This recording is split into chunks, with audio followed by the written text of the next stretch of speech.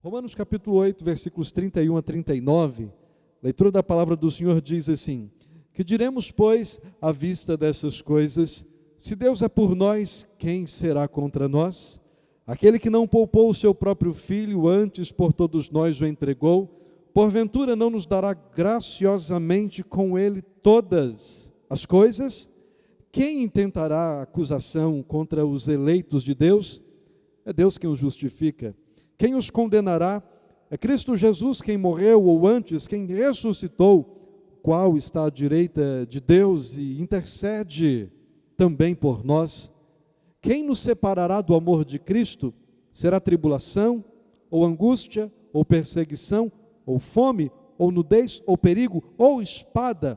Como está escrito, por amor de ti somos entregues à morte o dia todo, fomos considerados como ovelhas para o matadouro. Em todas estas coisas, porém, somos mais que vencedores por meio daquele que nos amou.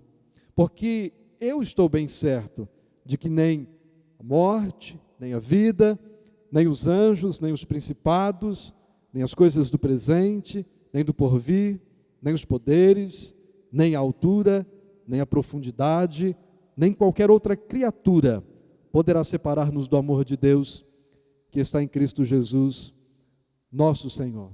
Pai querido, obrigado por tua palavra, por tê-la registrado de forma inspirada pelo Espírito Santo, através de homens santos que falaram do Senhor, da parte do Senhor, e por ter preservado esta palavra contra todos os desígnios de Satanás, de forma que chega até nós no século 21 com tanta abundância, de tantas formas, em tantas versões, pelo privilégio que nós temos de nos reunir como igreja do Senhor.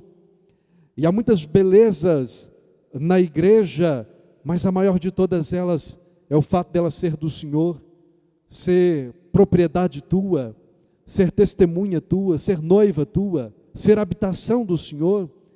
E obrigado porque a assistência do Espírito Santo nos favorece neste momento em especial, para que com mentes humanas e muitas vezes tão carnais e ocupadas de tantas coisas desta terra, possamos entender aquilo que é tão precioso das Escrituras, para ter o nosso coração alimentado. Meu Deus, seja quantos forem nesta noite participando dessa transmissão, que o Senhor possa aumentar de forma imensurável as bênçãos do Senhor sobre cada coração, em nome de Jesus, para a glória do Senhor. Amém. Na semana passada, falamos dos versículos 26 a 30, sobre a prosperidade dos santos em meio à adversidade. E vimos que os santos, os separados, os escolhidos, os eleitos, os salvos de Deus e por Deus, prosperam, e todas as coisas cooperam para o seu bem, no meio das condições mais diversas e adversas, por causa do decreto eterno, do Deus triuno, porque Deus decidiu que assim seria, por causa da intercessão temporal do Espírito Santo de Deus que habita o nosso coração, e por causa do uso que o Senhor Deus faz de todas as coisas para o nosso bem. Mas dos versículos 31 a 39, hoje eu queria falar para você da superinvencibilidade do cristão. Olha, os temas parecem ser bem pragmáticos, mas você vai entendê-los, eles são bíblicos, não pragmáticos. Primeiro, a prosperidade dos santos em meio à adversidade. E não falamos em momento nenhum de dinheiro, de joias, de riquezas, de diamantes, de dólar, de muitas casas, fazendas, gado, carros ou bens. Falamos da nossa vida abundante com Deus, porque essa é a nossa grande propriedade e é nela que nós devemos prosperar. E quando eu digo que o tema de hoje, dos versículos 31 a 39, é a superinvencibilidade do cristão, você pode então pensar mil e uma coisas do que isso pode significar? Não, você vai entender que nós somos mais do que vencedores, mais do que vencedores. Isso tem tudo a ver e unicamente a ver com a nossa relação com o Senhor. O apóstolo Paulo, no versículo 38, diz algo muito interessante. Ele diz assim: olha, porque eu estou bem certo Eu estou bem certo de que nem a morte, nem a vida, nem os anjos, nem os principados, nem as coisas do presente, nem do porvir, nem os poderes, nem altura, nem profundidade, nem qualquer outra criatura poderá separar-nos do amor de Deus, poderá separar-nos do amor de Deus que está em Cristo Jesus, o nosso Senhor. Mas essa declaração começa assim: eu estou bem certo. Estes termos são recorrentes na carta de Paulo aos Romanos. Sabedores, sabendo, eu estou bem certo. E às vezes no sentido negativo ele diz assim: porventura ignorais? Vocês não sabem? Vocês deviam saber. Nesta carta, o apóstolo Paulo chama a nossa atenção para conhecermos de Deus. E para sabermos quem é o nosso Deus, sabermos quem nós somos, sabermos o que Deus fez por nós, sabermos o que Deus está fazendo por nós, sabermos o que Deus fará por nós, e sabedores de tudo isso, descansarmos tranquilamente no Senhor. Esta é a super invencibilidade do cristão. Nada pode destruí-lo, nada pode acabar com ele, nada pode derrotá-lo, nada pode vencê-lo, nada pode acabar com sua história, porque sua história foi determinada pelo Senhor. Bom, nós estamos vivendo dias difíceis, certamente os mais que nossa geração pôde viver até hoje. Mas tirando esta pandemia, não é? Ainda são dias bons, dias em que a sua mesa tem tido fartura com aquele temperinho gostoso. Eu já terminando aqui essa breve exposição, vou para casa e lá nós vamos à mesa comer algo, saborear algo gostoso. Depois a gente vai deitar numa cama macia, numa cama gostosa, no nosso quarto, tudo assim de porta fechada, tudo com segurança, na nossa casa. Dias bons, né? Um tempo ainda para deitar no sofá, aquele sofá macio, ver televisão, ver um jogo de futebol, assistir um filme. Apesar de tudo, são dias bons. Apesar de tudo, são dias bons. Dias em que a gente tem a Bíblia assim tão oportunamente para nós. Nessa época de pandemia, pastorzada foi tudo para a rede social, pastorzada aprendendo a fazer vídeo, aprendendo a editar, aprendendo a fazer arte, aprendendo a publicar, a comunicar nessa nova versão, que é muito bom. Você está recebendo conteúdo bíblico assim, como se fosse uma tempestade em cima de você, que coisa boa. Mas a despeito de tudo isso, quantos desviados nós temos? Quanta gente abandonando a fé, a carreira cristã, quantos problemas emocionais, psicológicos, mentais nós estamos contabilizando neste tempo. Quantas igrejas com tantos problemas, com tantas quizilas, com tantas lutas e adversidades internas, com divisões e tudo mais, quantas famílias deixando de existir, quantos casamentos arruinando. E a Bíblia diz assim: em todas as coisas, porém, somos mais do que vencedores por meio daquilo que nos amou. Versículo 37. Me diz aí, se Deus fez essa obra na nossa vida, e se o Senhor estabeleceu, Romanos 8,37, que somos mais do que vencedores em tudo, e olha que não são destas situações que eu coloquei aqui, não são desses problemas, destas quizilas do dia a dia e da vida pelas quais passamos, ou um problema conjugal, são questões muito mais sérias, são questões de ordem espiritual, sobrenatural. É disso aqui que se está falando. E se em tudo isso nós somos mais do que vencedores, me responde uma coisa, pensa comigo aí da sua casa, quero que você pense comigo, a gente está longe, mas dá para a gente pensar juntos. Por que vivemos como perdedores? Por que o povo de Deus está vivendo como derrotado? Por que o povo de Deus anda capengando, titubeando, tropeçando, trupicando, como diria na roça? Se somos mais do que vencedores, tem alguma coisa errada? A gente precisa considerar isso, a gente precisa pensar isso. Eu queria, à luz desse texto, propor para você algumas coisas que nós precisamos identificar, que nós precisamos crer, que nós precisamos ter na prática da nossa vida, para entendermos a nossa super invencibilidade, a razão de ser e como sermos super invencíveis. Primeiro, a base da nossa super invencibilidade. Não sou eu, não é a minha capacidade, não é você, Não é que você é massa, não é porque você é 10, não é porque você é demais. A base da nossa superinvencibilidade é o Deus triuno, não mais do que isso. O apóstolo Paulo, que foi esse cara extraordinário, disse que ele era o maior dos pecadores e o menor dos santos. Eu costumo dizer que faltou lugar para eu me qualificar, para eu me encaixar, porque Paulo já pegou o lugar que era meu, já pegou o lugar que era seu. Não dá para a gente entrar em outro lugar, a gente vai ter que se espremer com Paulo para ficar nesse mesmo banco e nessa mesma cadeira. A gente vai ter que se aglomerar com Paulo ali, porque não há outro lugar para nós, é o maior pecador e o menor santo. Tiago diz que a gente precisa se humilhar debaixo da poderosa mão de Deus para que Ele venha, portanto, nos exaltar. O apóstolo Paulo, falando aos sábios de Atenas, Atos capítulo 17, disse que é em Deus que nós nos movemos, que nós existimos e que nós vivemos. Portanto, a base da nossa vida, a nossa história está toda nas mãos do Senhor.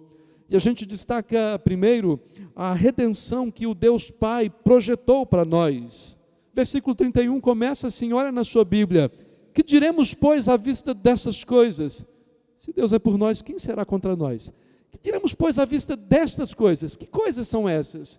O apóstolo Paulo está amarrando este parágrafo com o parágrafo anterior, o mesmo que nós estudamos na semana passada. E os versículos 28 a 30 apresentam para nós a gloriosa cadeia de salvação, corrente de ouro de salvação. Deus conheceu, Deus predestinou, Deus justificou, Deus chamou, Deus glorificou, Deus está fazendo tudo, Deus não deixou de fazer nada. Olha que coisa boa. E é à vista destas coisas que o apóstolo Paulo vai dizer: somos mais do que vencedores. Ninguém é vencedor fora do Senhor, ninguém é vencedor longe de Deus. Então olha que o versículo 37 diz que em todas essas coisas somos mais do que vencedores. Só é vencedor à luz destas coisas, versículo 31. E que coisas são essas? Os versículos 28, 29, 30, que dizem que o Senhor Deus estabeleceu para nós um plano especial de salvação. Foi Deus, na chamada eternidade passada, que estabeleceu que eu e você seríamos salvos. E Ele determinou isso dessa forma. Lá Ele conheceu e Ele predestinou. Quando nem mundo havia ainda, Ele, o Filho, o Espírito, decidiram sobre a minha e a sua história. Houve um tempo chamado de plenitude dos tempos em que Jesus Cristo desceu à terra. E lá Ele morreu por nós, Ele se entregou por nós, Ele ressuscitou, Ele venceu a morte, Ele subiu aos céus e nos céus Ele foi glorificado sobremaneira, altaneiramente, acima de toda glória, acima de todo esplendor. E de lá Ele vai voltar para nos buscar. O Senhor estabeleceu isso, o Senhor nos predestinou. E aí, neste tempo que nós vivemos agora, o Senhor nos chamou, o Senhor nos justificou. E um dia, Ele nos chamará para Ele, através da morte, ou Ele voltará para nos buscar através da segunda vinda de Jesus. Veja que aquele que Ele conheceu e predestinou na eternidade passada, e que neste tempo Ele chamou e justificou, no tempo futuro Ele glorificará. Já é dado como certo, já está glorificado no plano de Deus, ainda que não acontecido de fato. Então é por isso que nós somos mais do que vencedores. Não é pela conta bancária, não é pela quantidade de diplomas que você pendurou na sua parede, não é pela sua habilidade, pela sua retórica, não é por nada do que você é.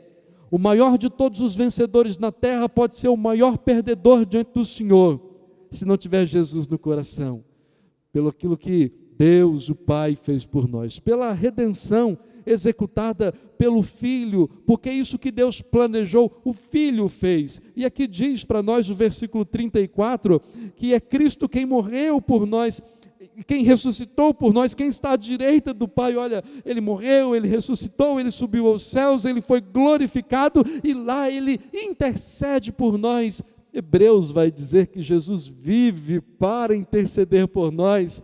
Prestou atenção nisso? Você é vencedor pelo que Jesus fez por você. Você era um perdedor, um miserável perdedor. Você era um miserável pecador, rendido ao seu pecado, que não podia dizer não para o pecado. Prestou atenção nisso?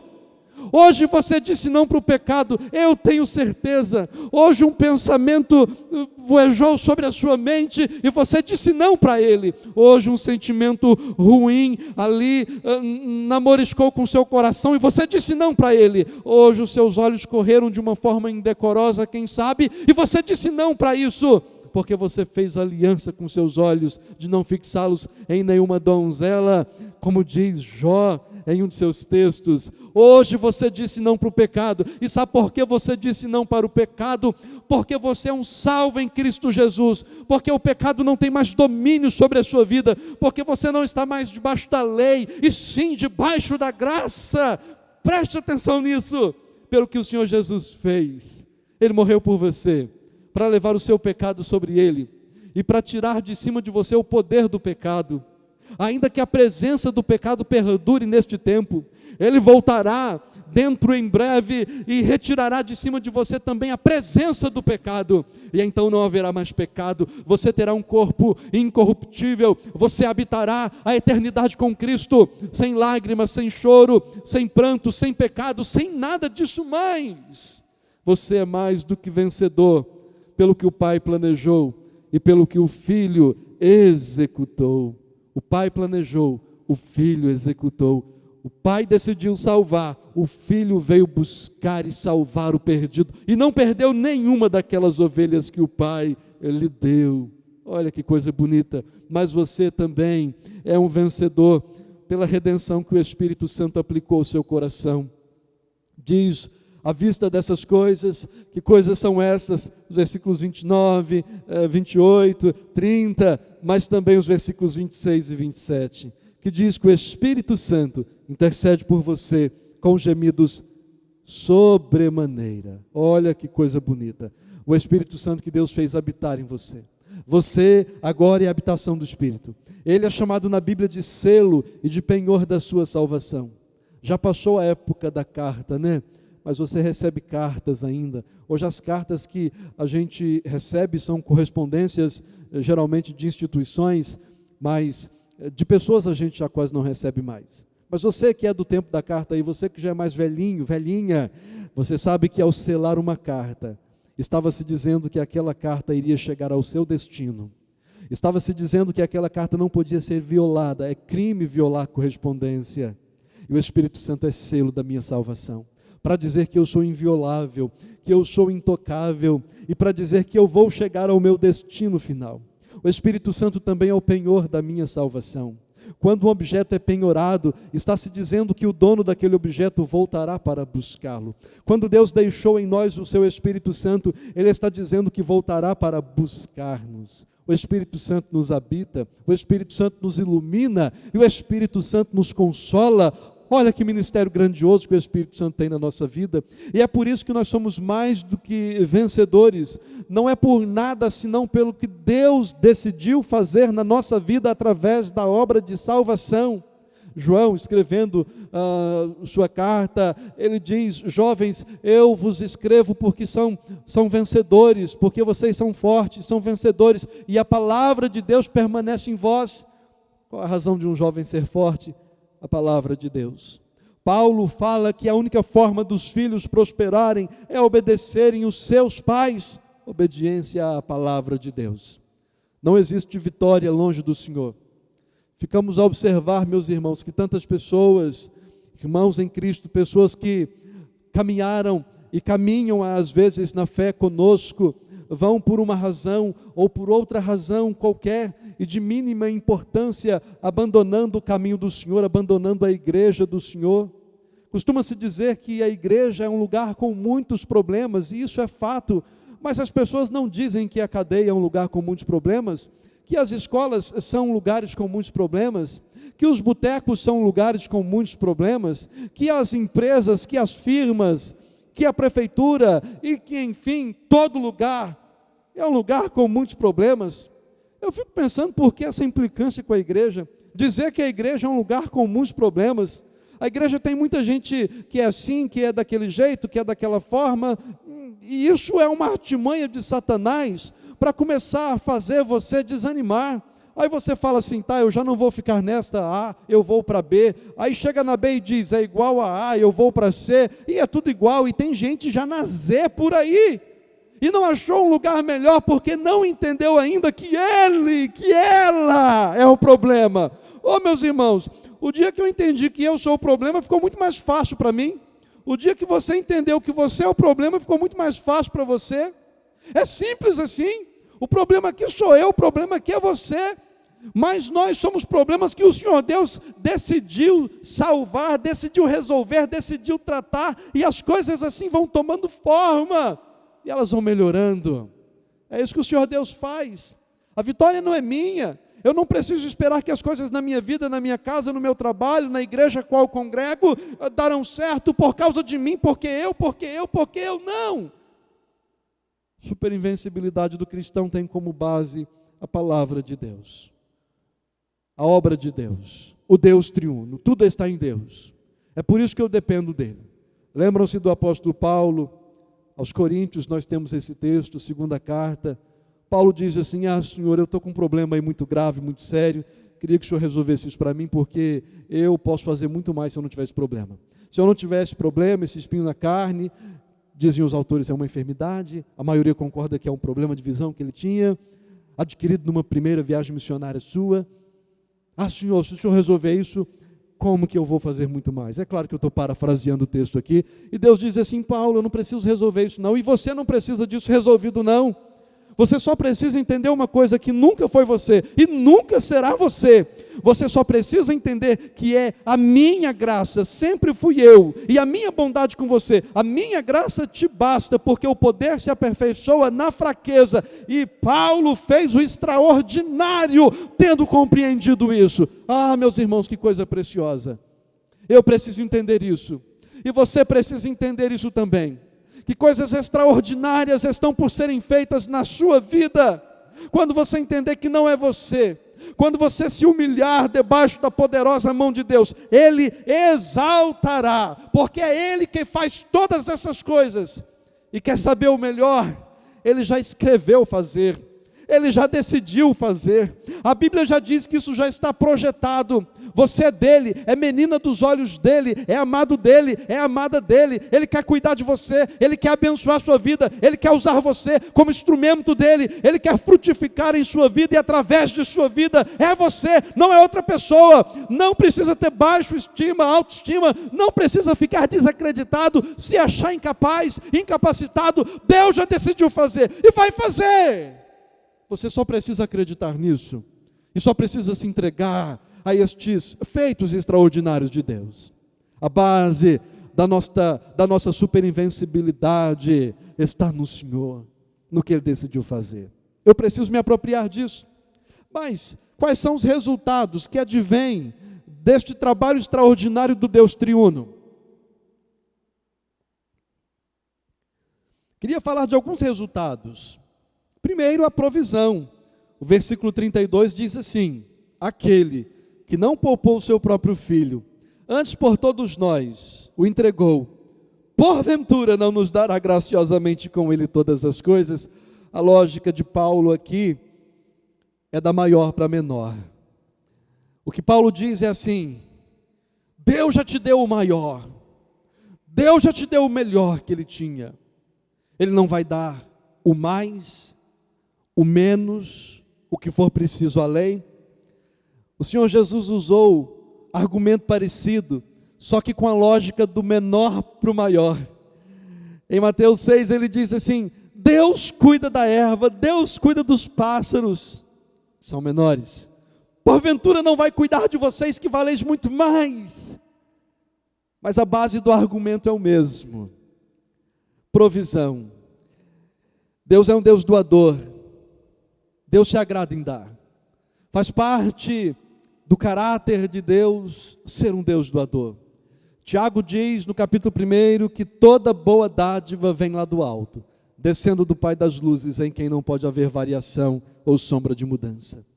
E olha, Deus dá graciosamente. Você já deve ter passado por uma experiência com seus filhos quando pequenos. Nós já passamos lá em casa também. Quando pede assim para dividir alguma coisa, para dar alguma coisa para o outro, para um coleguinha, para um amiguinho, sabe? É aquele pedacinho gostoso, talvez aquele último pedacinho, e ele já vai dando lá assim, com dó. Porque mandaram, porque foi forçado. E a gente não precisa nem falar das crianças, né? Às vezes somos nós, os velhos, que não gostamos de fazer isso. Mas a Bíblia diz que Deus dá graciosamente. Deus dá de forma graciosa, Deus dá de forma bondosa, Deus dá sem você merecer, ganhar, receber, mas Ele dá, porque faz parte do caráter dEle dar e do seu caráter ser gracioso também. Ele é Deus de graça, mas Deus também dá todas as coisas, Deus dá com toda provisão, Deus dá sem nenhuma falta, sabe, o azeite é sempre mais abundante que a necessidade, nunca vai faltar, nunca vai acabar, Deus dá. Mas este verso 32 diz-nos uma outra coisa interessante. Olha, se Deus deu o melhor, que era Jesus, não vai dar junto com Ele todas as outras coisas? Do que será que Paulo estava tratando aqui? Todas as outras coisas. Olha, eu acho que todas as outras coisas aqui inclui tudo mesmo que nós viermos precisar. Tudo que nós viermos necessitar em qualquer esfera de necessidade nossa, seja física, material, seja emocional, seja de saúde, seja espiritual, tudo. Mas agora, seguindo o pensamento das cartas do apóstolo Paulo, especialmente seguindo pelas pegadas de suas orações, nós vamos ver que das dezenas de orações do apóstolo Paulo, ele nunca orou por coisa material. Ele sempre orou para que a igreja crescesse na fé, para que a igreja orasse para que ele tivesse ousadia em falar e testemunhar do amor de Cristo. Paulo sempre pedia por coisas espirituais. E eu penso que seja essa a tônica disso aqui. O que Paulo está dizendo é: o Deus que decidiu te salvar vai te dar tudo mais que você precisa para a salvação, para crescer na graça, no conhecimento do Senhor, para se tornar um instrumento exímio e hábil nas mãos do Senhor, para se tornar um varão perfeito, perfeitamente habilitado para toda boa obra. Eu imagino que Paulo está tratando aqui, em primeiro lugar, de questões espirituais, porque isso é a temática das suas pegadas de oração. Agora, o Senhor vai dar tudo também, preocupado com os afazeres, preocupado com a empresa, preocupado com o emprego, preocupado com a conta, preocupado com o quê? Deixa que o Senhor vai cuidar, e amanhã Ele já viu, e o que precisa ser feito, Ele já estabeleceu como será. Bote sua cabeça no travesseiro, durma, tranquilo e sossegado, tenha uma boa noite de sono, em nome de Jesus. Pareceu o fim do sermão, mas não é, porque nós temos alguns resultados ainda para meditar. No versículo 33, diz assim: quem tentará acusação contra os eleitos de Deus? É Deus quem os justifica. Nós temos defesa. Olha, não está dizendo que nós não seremos perseguidos, não está dizendo que nós não seremos acusados, não está dizendo que nós não seremos caluniados. O texto está dizendo é que quando nós formos, seremos defendidos. E aqui é dito assim: é Deus quem os justifica. Sobre você já está a justiça de Cristo. E a Bíblia fala de alguns acusadores. Certamente o maior de todos é o diabo, Satanás. Diabo significa isso, acusador. E Satanás significa aquele que acusa no tribunal. Para ele não tem tempo perdido, não há causa perdida, ainda que ele saiba que toda a sua causa está perdida, mas ele quer fazer o máximo de estrago no pouco tempo que lhe resta. Ele vai acusar você, mas não pode acusar você, porque você já foi declarado justo. No tribunal de Deus, num ato forense único, irrepetível e imutável também, já foi declarado que você é justo. Quando Deus olha para o céu e vê você e olha, onde você está agora? Imagina Deus olhando do céu para você. Agora pensa assim, o que é que Deus veria? Quando você é colocado assim numa máquina de raio-x, de tomografia, dá para ver lá por dentro, né? Os ossinhos, às vezes as veias, dá para ver tudo ali. Não, mas Deus vê muito mais do que isso. Deus vê seu sentimento, Deus vê seu pensamento, Deus vê sua motivação, Deus vê você inteirinho, tudinho. Está com vergonha de Deus te ver? Mas Ele já não está vendo você mais. Ele está vendo em cima de você o manto da justiça do Filho, querido, amado, único e eterno Jesus Cristo. Você não pode ser acusado mais. Ele vai te defender. Mas além do diabo nos acusar, as pessoas nos acusam. E além das pessoas nos acusarem, nossa própria consciência nos acusa. Hebreus 9,14 diz que o sangue de Cristo nos purifica a consciência de todas as obras mortas. E Miqueias capítulo 7, versículo 19 diz que Deus pegou nossos pecados e os lançou nas profundezas do mar. O homem já foi ao espaço, longínquo, mas não ao mais profundo do mar. É onde Deus jogou o meu e o seu pecado. Sabe por quê? Porque nem nós mesmos devemos e podemos nos acusar daquilo que outrora fomos, porque o sangue do Senhor Jesus Cristo nos perdoou de todo pecado. Mas o versículo 34 diz também que nós temos liberdade, liberdade da morte, porque o Senhor Jesus nos libertou da morte. A morte tem sido um tema recorrente. Graças ao bom Deus, nos últimos dias, nossa cidade tem tido menos anúncios de morte, mas foi dramático para nós, há semanas atrás, não foi? Mas nós estamos livres do poder da morte. Ela não tem mais as chaves que ela tinha dos sepulcros, ela não tem mais o seu aguilhão, aquele que ela usava para ferir e machucar pessoas, ela não tem mais a vitória com a qual ela gabava-se. Não, acabou, porque Jesus Cristo a derrotou, triunfou sobre ela, tripudiou sobre ela, rasgou-a pelo meio, a venceu, e por fim a jogará no lago de fogo, por toda a eternidade. E é por isso que os nossos amados que partem para estar na glória com Cristo Jesus. A partida aqui de baixo é sempre dolorosa, aqui a dor, mas lá a festa, aqui a tristeza, mas lá a alegria, aqui a perda, mas lá a ganho, porque nós somos livres, livres de tudo, inclusive e principalmente da morte. E um último, e não menos, que são o mais importante dos resultados da nossa superinvencibilidade. Versículos 35 a 39. A nossa união inseparável com o Pai, com o Filho e com o Espírito Santo. Nós estamos inseparavelmente ligados ao amor de Cristo. Tem chance de dar errado? Não. Não. Tem mesmo não? Não. Porque a Bíblia não está dizendo do seu amor por Jesus, mas do amor de Jesus por você. A Bíblia não está tratando do seu amor por Deus, mas do amor de Deus por você.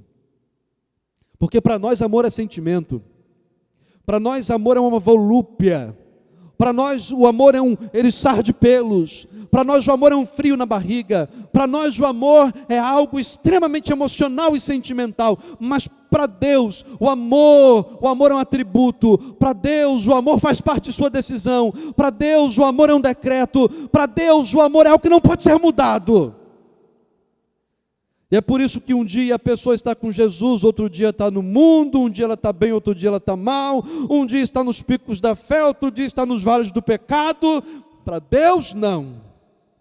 Um dia você acorda no melhor dos mundos espirituais, sabe, querendo ganhar o mundo para Jesus. No outro dia você acorda com a boca cheia de pecado.